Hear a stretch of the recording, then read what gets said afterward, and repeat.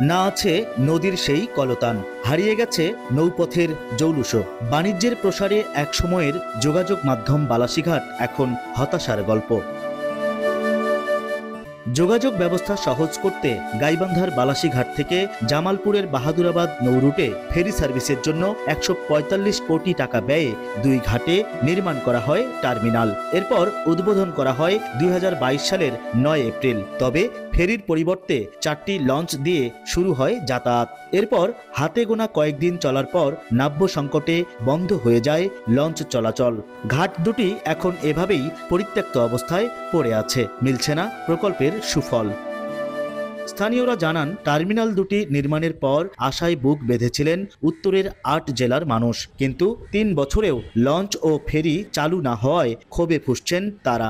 সময় জাঁকজমক ছিল, ফেরি গেছে, ট্রেন ছিল, তারপরে মনে করেন যে এরপর আবার এই যে কয় সালে জানালো গো এরা আবার ফির জাহাজ আনলো ২-৪টা, ওটাও চালু হলো, পরে ওটাও নাই এটাও নাই। কিছু প্রসূতি মায়েরা যখন নিয়ে আসা হয়, দেখা যায় যে সময় কুলাইতে পারে না। অনেক সময় দেখা যায় যে নদীপথে আস্তে আস্তে জীবনের ঝুঁকি হয়ে যায় এবং কি কেউ কেউ মারাও যায়। আমরা প্রত্যাশা করেছিলাম যে টার্মিনাল দুটো হয়ে গেলে ফেরি চলাচল সহজ হয়ে যাবে, কিন্তু তার উল্টে হয়ে গেছে। এখানে সম্পূর্ণ ফেরি চলাচল আজ পর্যন্ত একদিনও ফেরি চললো না।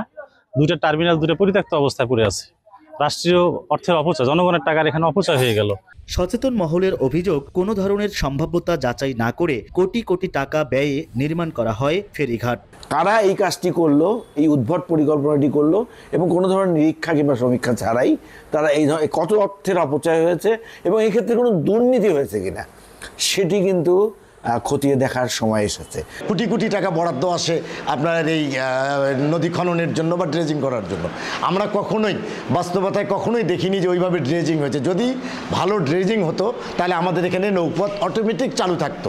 আমাদের এখানে ড্রেজিং হচ্ছে না বিধায় আমাদের নৌপথ চালু নেই, এবং যারা এই অর্থ লোপাট করছে, তারা এটা অন্যায় করছে, তাদের বিচার হওয়া উচিত। বিআইডব্লিউটিএ চেয়ারম্যান জানান, নাব্য সংকটে লঞ্চ বা ফেরি চলাচল সম্ভব নয়, তাই বিকল্প হিসেবে 2টি টার্মিনালকে আলাদা কাজে ব্যবহারের চিন্তা করছে সরকার। বাহাদুরাবাদ ঘাটে হবে প্রশিক্ষণ ইনস্টিটিউট, আর বালাসীঘাট নিয়েও আছে আলাদা ভাবনা। বালাসী পর্যন্ত এখানে পানি আসে এবং এটা তো ঘাট ব্যবহার হচ্ছে। একটা প্রবলেম আছে বালাসী বাহাদুরাবাদ প্রান্তে, সেটাকে আমরা হয়তো একটা ট্রেনিং ইনস্টিটিউট করব। ট্রেনিং ইনস্টিটিউট হিসেবে একটা আমাদের কনজারভেশন এবং পাইলটের শাখায় যারা আছে তাদের একটা ট্রেনিং ইনস্টিটিউট করবো। আর এখানে আমরা আপনাদের কিভাবে শীতকালে শুকায় গেলে কিভাবে ফ্যাসিলিটিটা বাড়ানো যায় সেগুলো দেখতে আসছি আর কি। নৌপথ সচল করা না গেলে কেন এত টাকা অপচয়? এ প্রশ্নের জবাবে বিআইডব্লিউটিএ চেয়ারম্যান জানান, ছোট প্রকল্প হওয়ায় সমীক্ষা করা যায়নি ঠিকমতো। ছোট প্রজেক্টের ক্ষেত্রে আমরা অত বড় সমীক্ষা করি না।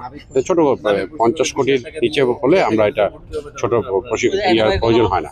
তো এখানে যেহেতু 2টা ঘাট করা হয়েছিল, আমার মনে হয় সে সময় সেই প্রেক্ষিতেই 2টা আলাদা আলাদা প্রজেক্ট হিসাবে ধরে সেভাবে করা হয়েছিল। তো আমরা এখন এখানে ফেরিঘাটটা করতে পারিনি, এই জন্য আমরা কিন্তু চিলমারি রৌমারিতে ফেরিঘাট নিয়ে গেছি এবং সেটা আমরা চালু করেছি এবং এটা সফলভাবে চলছে। 1938 সালে বালাসী ও বাহাদুরাবাদ ঘাটে ফেরি সার্ভিসের মাধ্যমে উত্তরাঞ্চলের সঙ্গে রাজধানীর রেল যোগাযোগ চালু ছিল। তবে 2000 সালে নদীর নাব্য সংকটের কারণে সেটি বন্ধ হয়ে যায়। এরপর 2017 সালে বালাসী ঘাট থেকে বাহাদুরাবাদ নৌরুটটি আবারও চালু করতে অনুমোদন দেয়া হয় ফেরিঘাট টার্মিনাল নির্মাণ প্রকল্প। হেদায়েতুল ইসলাম বাবু, স্টার নিউজ, গাইবান্ধা।